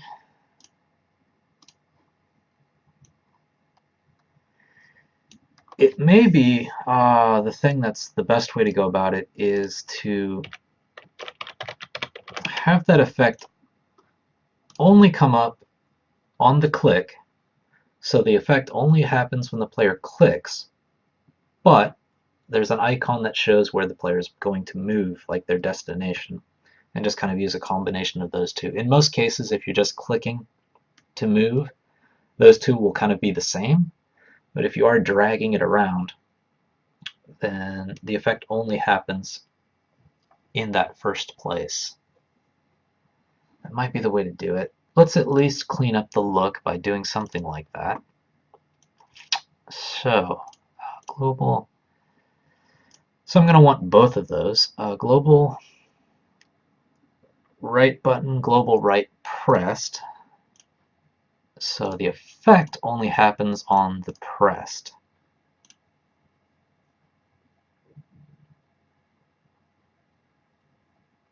And the movement happens behind the scenes. So let's at least make sure this looks okay. And Serious654 mentions it looks like the cursor's smoking. And Pandavit says might want to cut down on those sound effects. Pandavits did have a suggestion on setting a timer on how often it pulses. That's a good idea. Could just have it. It's just the effect only fire off every so often. That may be something worth trying. I'm trying to think visually what that's going to look like. It's kind of expanding and contracting as you go. The player might misinterpret that to mean that they're only moving when it pulses. I don't know. It's something visually worth trying. And yeah, and Pandavit says, or maybe not an alarm. Yeah, it could be a distance thing too, like if it gets far enough away on top of an alarm or something, maybe have it pulse then. It's a possibility. Let's see what this one looks like right now. So as it is now, it only does the effect when you first click, but after that you can drag around and move as much as you want, which feels good. Now the only problem is this stuff. I don't want the player to be able to move off screen, because if the player clicks there, then they're going to try to move off screen, but trying to, not allowing them to click here is also not a good idea, because let's turn off shooting. I'm invincible now. I turned on the debug key there, so that they can't kill me. I think F3 was the thing that stopped enemy attacks. Okay, so I stopped the enemies attacking, so I can do this without being shot all over the place. I probably don't want to stop the player from being able to click here, because with the mouse, if you're looking at something else and you're just kind of clicking in the general vicinity to get away from something, you probably still want to move up towards there. But I'm thinking what you want is, if this, pink X is outside of the screen, you probably want to stop when you've done all that you can do to get towards it. It's going to be easier to describe with graphics, so let's save this. Let me show you what I mean, because words are not going to work in this case. Now let's get this X further up. Okay, so you've got your X up here, for example. If I was the player, probably what I would expect, cowboy with a big head, is the player would move towards here. But rather than just, get stuck here and kind of loop around trying to get up to this spot that doesn't exist, I would probably expect the player to get up to here and then stop moving. So, let's see. How would I go about that?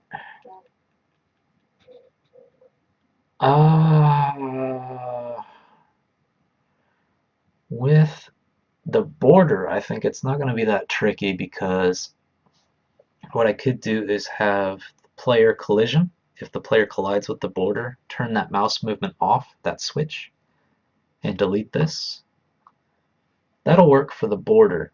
The problem now, if I do just that, is these barrels. What happens if I have an X in here?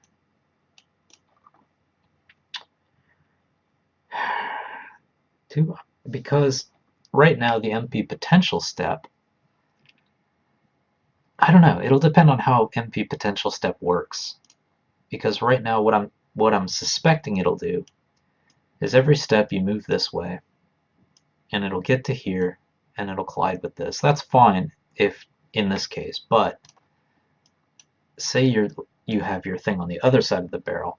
I'm just wondering if MP potential step is smart enough to not trigger this collision event and go around, or if it triggers the collision event and then goes around. That was confusing, I'm sure, but it's going to make a big difference, because if it triggers a collision event and I'm looking for a collision event to say stop moving towards the mouse, then the player's just going to end up stuck here, even though they're trying to get to here. The only way, I guess, to try it is to test it and see what GameMaker does, right?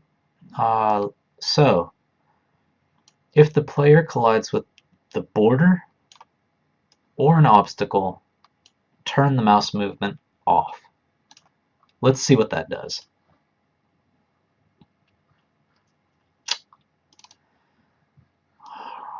So right now, border just stops at the border.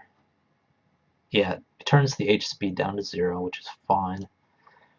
Let's add, what is my mouse state? Let me check the variable name.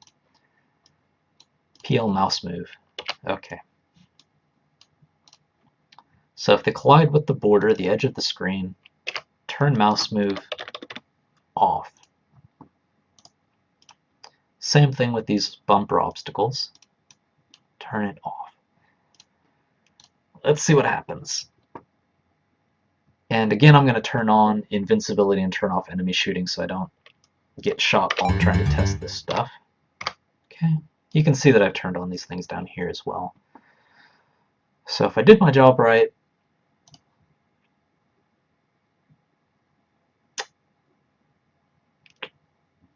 No, no, no, no. Kind of worked for that. Kind of works for the obstacles.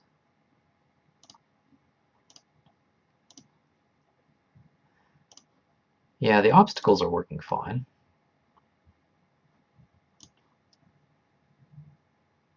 Yeah, the obstacles are working as expected. It's this stuff that's not working as expected.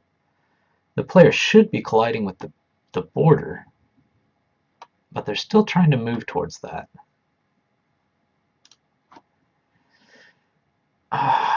Let me try one more thing before rethinking this. Should probably also delete that mouse drop when this happens, because I don't need it anymore. That could do something for me. Same with the bumper. Let's see if that's enough.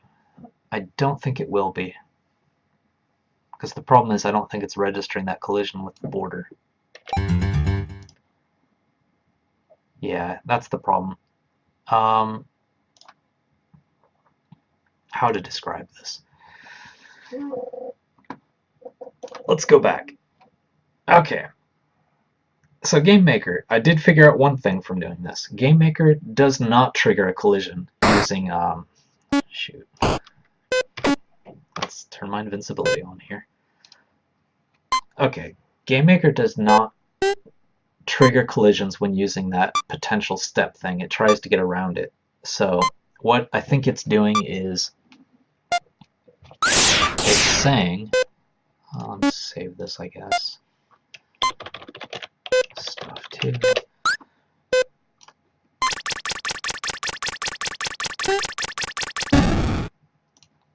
What I think Game Maker is doing is when you use that MP potential step,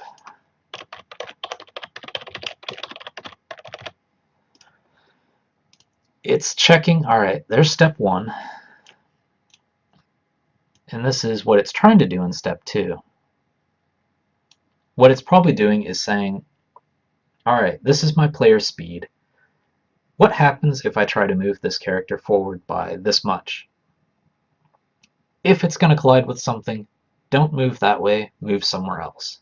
So it's never triggering that collision, even though visually it looks like it's triggering that collision. The obstacles are working okay because here's the thing. Even though I have this in here, the collision is big enough where the player actually does run into the collision. With the border, on the other hand, just pretend this is the top of the screen. With the border, on the other hand, the collision is way beyond the border. So the player, fat cowboy, gets to here, figures out, wait a minute, I can't go that way, so I'll try going that way. No, I can't go that way, so I'll try that way. I'll try that way, I'll try that way. And it never triggers this collision to get it to stop. So how do we go about stopping that? Interesting. Let me catch up with the chat if there is anything. Okay, good, I'm clear to go. How do we go about this? This will be interesting. A potential step, because I can't rely on checking to see if the player's last X is the same as this X, last Y is the same as this Y, because potential step will keep trying to move the player, so the player is moving, as you can see here. Whatever's going on. He's trying to get around this border, but he can't. And you can kind of see the Game Maker potential step algorithm in action here. Basically, it just keeps trying to go left, left, left, left, left to get around, runs into something, so maybe right's better. Right. That's why pathfinding is in some ways better than this potential step stuff, because otherwise you end up in situations like this.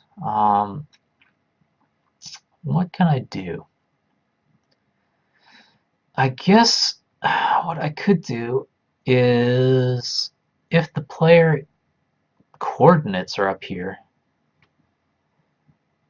then turn this stuff off. Let me look at potential step. Let me see what they say.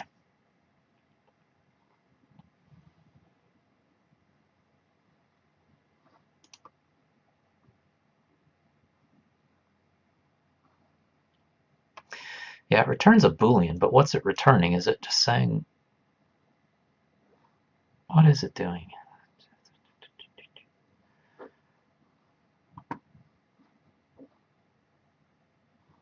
Yeah, it's not saying what this Boolean's returning. I'm just wondering if this thing says false if you can never get to your location. I guess there is something else I can do. I guess I could have it if the player clicks inside of the collision. I could have it drop the mouse drop to below that. That might work. That might work. Because the only place I have to worry about that is up here, because the mouse doesn't go off screen to these other places. Oops. Doesn't go off screen to these other places. So I only have to worry about it for this chunk of the screen at the top. So what I could do is drop this X so that if the player clicks up here, it drops it down automatically to here so that the player can actually reach their destination. Let's do that. Mouse stuff 3. Let's do that. Alright, so that's going to need to be in mouse drop. So on creation, let's see, if it's collision with border, do I want to do that? If it's colliding with border, then drop it down. I don't know. Let's see what this looks like. Oh, it's probably +2 actually. This GameMaker's coordinates work from 0 at the top down to whatever the resolution is at the bottom.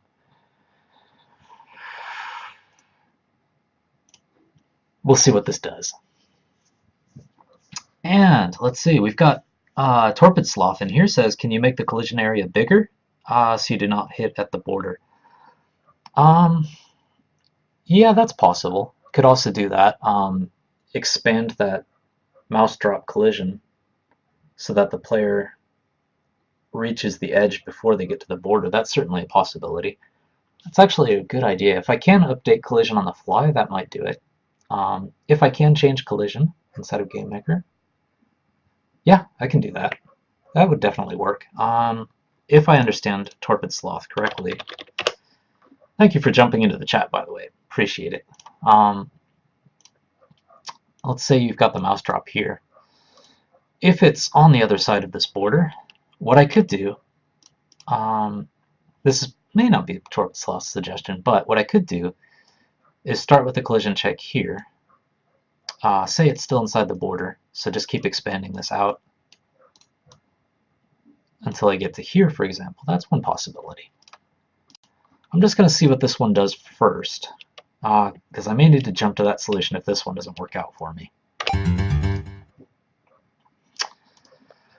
Let's see. That collision event is only triggered once, so that's no good.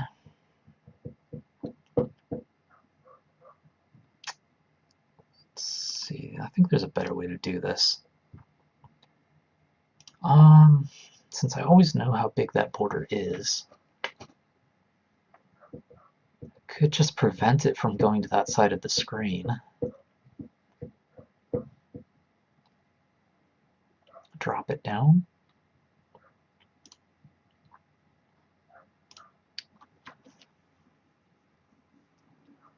Because this collision event's only triggering once.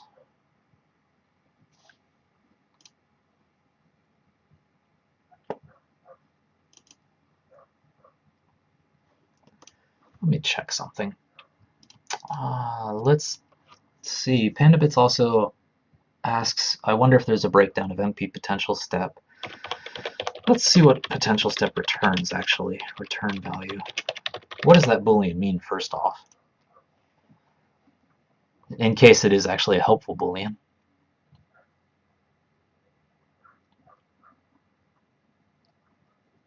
Okay, that's not what I need. Okay, so MP potential step returns true when the player reaches their goal, so that's not going to help me. I was hoping it would return if there's no way to get to that goal. That's not what I need. I don't need instant stuff anymore.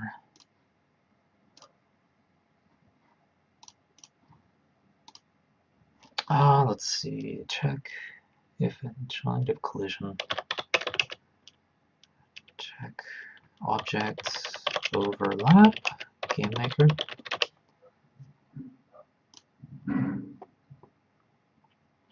Yeah, that's what collision does. Place meeting.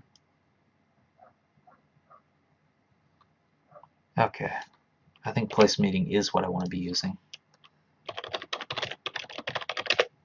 What I'm doing right now is I'm trying to figure out a way to keep triggering that collision event so it drops the Y down. And I think place meeting might be what I need to do.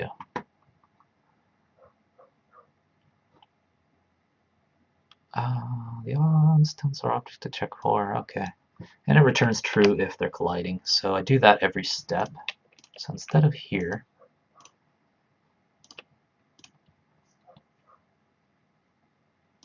what did I just do? Okay, I need to add some script in there. Okay, so if place meeting, the current XY is colliding with border, then Y equals Y plus 1. In fact, if I do this in script, I can do even better. While place meeting, Y equals Y plus 1. So it just keeps looping through it until it's no longer overlapping, and I can already see my parentheses missing there. Drop the mouse drop down until it's not colliding.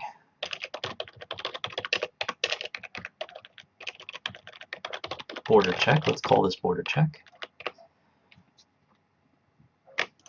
Okay. And I don't need this anymore. Let's get rid of that debug code. Let's see if this does what I needed to do. If it works, that pink X should drop down if I click up there. There we go.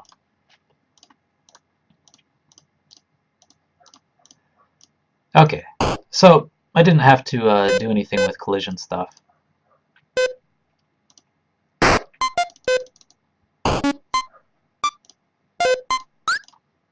So thankfully I didn't have to work with collision. That was definitely a good suggestion though from Torben Sloth in the chat to expand the collision so that it doesn't worry about having to move things around. That would have been a very good second solution. I think this one will be enough for me for now because this does seem to be doing what I expect it to do. And while these enemies are trigger happy, let's grab their bullets.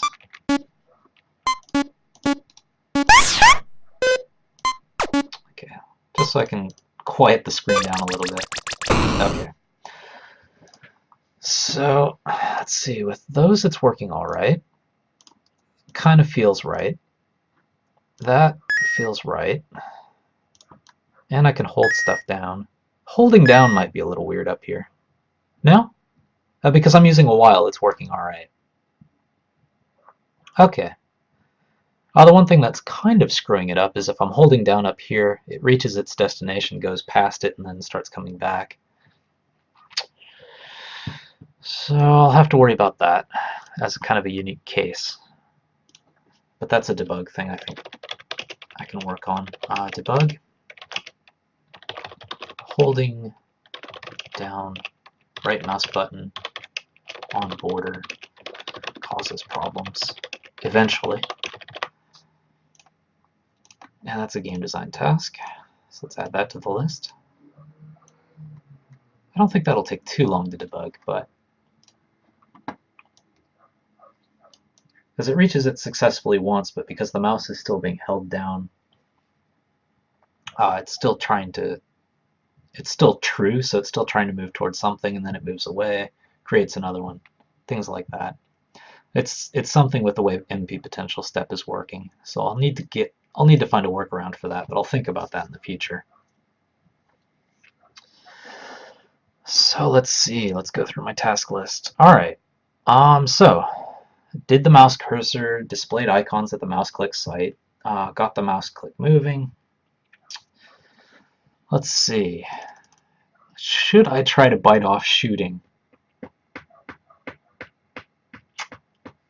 I'm guessing that's going to be a whole can of worms I don't want to open at the moment. I think this is probably a good stopping point since I'm at the 2-hour mark. Let's take my victory while I can. While things are working and I'm happy. It seems like a good place to stop. Otherwise, I'll be frustrated for a week wanting to dive right back into it. So, let's go over what we did this episode, and I'll wrap it up. Thank you guys for watching. Thank you, Cirrus, Pandabits, and Torpid Sloth for jumping in the chat. For those of you guys who are just, lurking out there, I don't mind at all. I don't look up your names or anything, so you can hide and just kind of do this in the background, and I'm not going to start shouting out and stuff, because I know what it's like when I jump into someone's chat, and I'm just kind of there doing something else while I'm watching and don't want to get involved, so it's completely up to you guys, but I do love it when you join the chat, and of course I do love it when you subscribe, follow, and everything else. But let's wrap up what we did this episode. So, got the mouse cursor. There's just that little gray thing. I need to brush it up because it looks pretty bad. But it's a rough one. Let me actually say rough in here. Rough mouse cursor. Because it looks too bad to be the finished product. Also got those particle effects displaying at the mouse click sites. That wasn't too bad. Had the 3 particles. Had the one for... show it here. If you try to shoot, it has that red circle. If you try to shoot over the player, it's going to be a dodge eventually, so green circle. And if you try to right mouse button, it's a blue circle. So there's those 3 variations, just so that the player knows what kind of action they're doing. And then the big meaty chunk of what we've been doing for the last hour was actually having the player move towards where that mouse click happened. Had to do a little bit of extra that I wasn't thinking about in terms of what happens if you click on a place the player can't go to, because MP potential step freaks out. So I had to deal with that, but that's working. So I can actually get the player moving around to different places, wherever they want to go. They can go through enemies just like they can with the keyboard and joystick. They can't go through obstacles. Movement's working. So that's episode 31. Let's think about next week. Episode 32. Bring that all the way over here. Come on. Come on, Trello. Keep up with me. By the way, this Trello site is public, so if you want to see what kind of tasks I've done in the past or to get links to episodes, any of that stuff, all you have to do is search for Trello and Project Spaghetti and it'll pop right up. So, episode 32, definitely going to be shooting stuff. So, rotate in movement, show hide pointer. Right click to fire in current direction. That's definitely what we need to get working. Mouse-based aiming, so that you can basically shoot in the direction of where your mouse is pointing. And let's see, I think that will do it. I'll probably fix some of these things before next week, since they're just minor things that are already in there. So I think next week will be mostly about shooting. If I can get shooting working, I guess I should add this because I don't have it in my task list, but mouse-based dodging. That's something I need to do too. So if you click on the player and you drag in a direction or flick in a direction, it should make them dodge in that direction. And so shooting, dodging, once I get all those actions, the actual gameplay will be attached to the mouse. After that, it'll be getting the minions stuff to work. So that is that. Close down GameMaker, jump to the desktop here. And let me get my times, because I never remember the times properly, but here we go. Okay, got my times. And let's see, Series 654 did mention, yeah, it's a great place to stop. Yes, getting into shooting would probably make the show another hour, and I can't do that to you guys. Um, and Sirius654 asked, did I watch last weekend's Game Jam? No, I didn't get to watch anything. I was kind of doing other stuff. It's too bad because I like watching Game Jams. So that's one of my favorite things on Twitch, to just follow like the game dev hashtag and just kind of see what other people are doing. If you guys out there, even if you're lurking or whatever, if you are working on something, go ahead and put something in the Twitch feed, a link to your stuff, because I would love to check it out. And I'm sure anyone watching this show would love to check it out too. So feel free to do that anytime. And if you're watching this on YouTube, feel free to post a link to your to what you're working on. I love to see what you guys are working on. But thank you for watching this game development show. You can catch past episodes and this one when it goes up at www.youtube.com Tengu Studio. If you're watching this later on YouTube, you come drop by the live show we do every week on Twitch TV Blue Tengu. The times are, if you're in the Americas, Fridays, 3 to 5 Pacific, 4 to 6 Mountain, 5 to 7 Central, 6 to 8 Eastern. If you're in the UK, it starts 11 p.m. Friday night and goes till 1 a.m. or so Saturday morning. If you're here in Japan with me, it's just 8 to 10 a.m. Saturday morning. If you're living in Australia, it starts from anywhere from 8 to 10, depending on where you live in Australia. And if you're in New Zealand, it starts at 11 on Saturday mornings. We always do announce what we're doing through Twitter, so follow Btengu to keep track of when the live show starts or episodes go up or when we put articles up on the site. It's probably the easiest way to keep track of when the show starts, because I do always announce, the show's going to be starting in 15 minutes and the show started. Easiest way to keep track. Or, of course, you can follow us on Twitch or YouTube. Of course, you can always see what we're up to anytime over at www.bluetengu.com. Thank you. Oh, wow, Torpid Sloth. Just an FYI, you can copy a list on Trello and not have to drag it all the way to the left. Good thing. Good thing to know. I will try that. Yeah, copying a list might be the smarter way to go, because dragging it all the way to the left is a big hassle. Thank you, Torpid Sloth. Appreciate that.